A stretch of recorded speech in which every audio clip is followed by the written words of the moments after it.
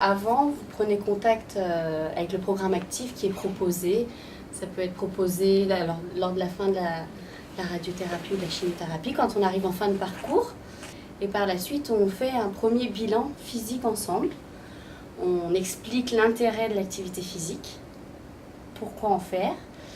Et ensuite, on leur fait des petits tests aussi physiques pour voir le niveau de chacune et voir après cet entraînement qu'elles vont faire avec moi, est-ce que ça va mieux, est-ce qu'il y a une amélioration physique.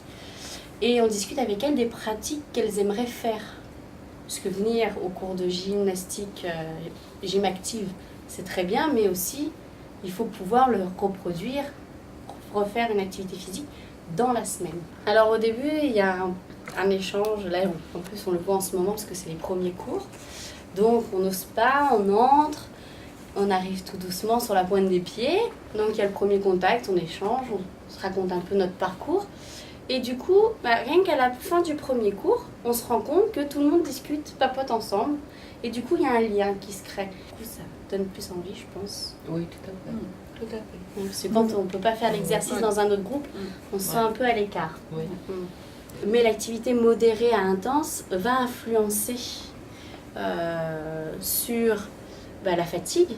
C'est principalement ce qui nous est dit après les traitements, avec le traitement anti-hormonal, c'est la fatigue. Ça va aussi améliorer la qualité de vie. Et surtout, l'activité modérée et intense va lutter contre la récidive.